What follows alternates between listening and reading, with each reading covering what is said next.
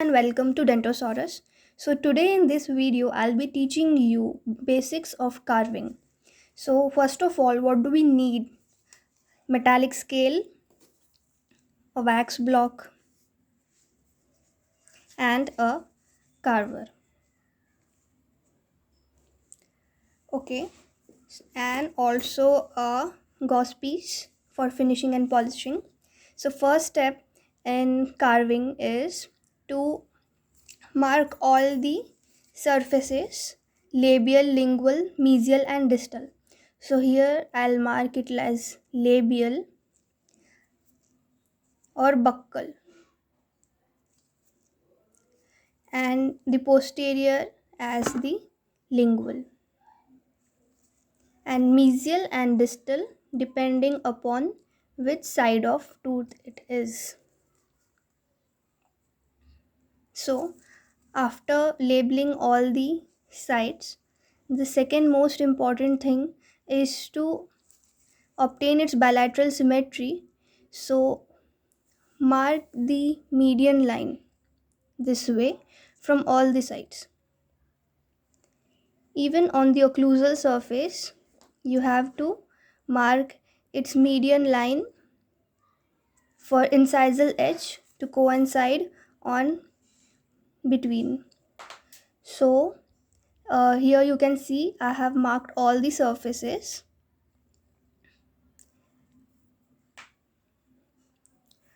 Okay, so the first step in carving any anterior tooth is to make a trapezoid shape.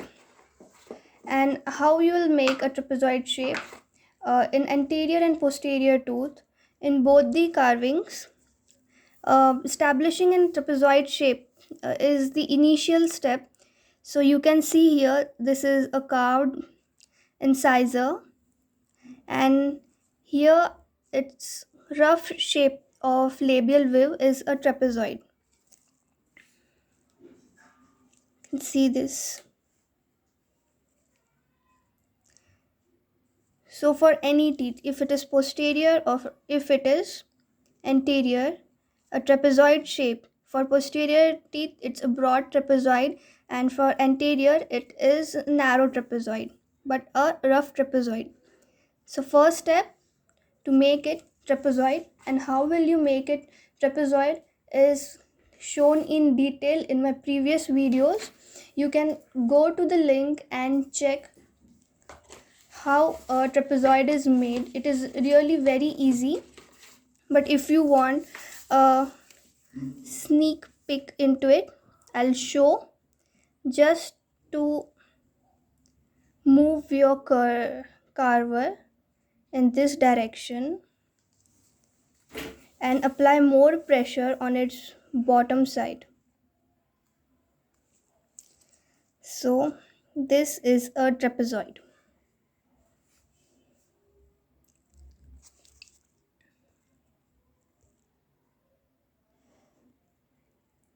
And from mesial or distal side, it for anterior tooth it should be a rough triangle. For making it a rough triangle, you have to follow this motion of carving and make it narrow from the labiolingual side. Why we are making it narrow from the labiolingual side? Because it is rough triangular from the mesial or distal side. Okay, so this was the first step.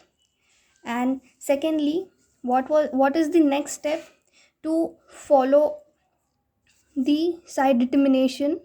So if you're carving maxillary central incisor, so keep in mind if it is having any developmental groove on its root. As okay, this incisor is having a developmental groove. You can see this. It is a slight depression, not a khadda. So you don't have to carve it too deep, just a slight depression to show that here is a developmental groove. And a cingulum, so this way, and cingulum is broad with a lingual fossa for incisors. And when you talk about canine, So canine has long root, and also mesial and distal slopes. And along with it, it also has a developmental groove and this lingual fossas and a broad cingulum. Okay, so this was about the anterior. Now I'll be talking to you about posterior teeth, and the first posterior teeth is a premolar.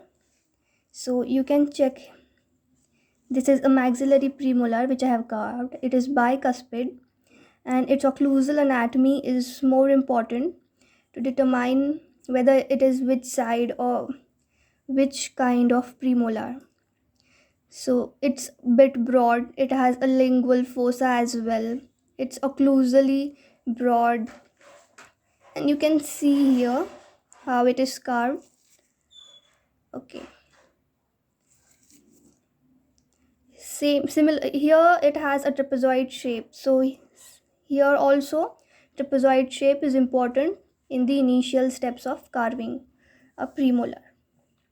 Okay, so we have come till the basics of premolar. Now I'll talk to you about the molar. So this is a molar, and first I have just carved it trapezoidal, and then I have started carving its occlusal anatomy. And in my previous videos, you can check out how I have carved all this step by step.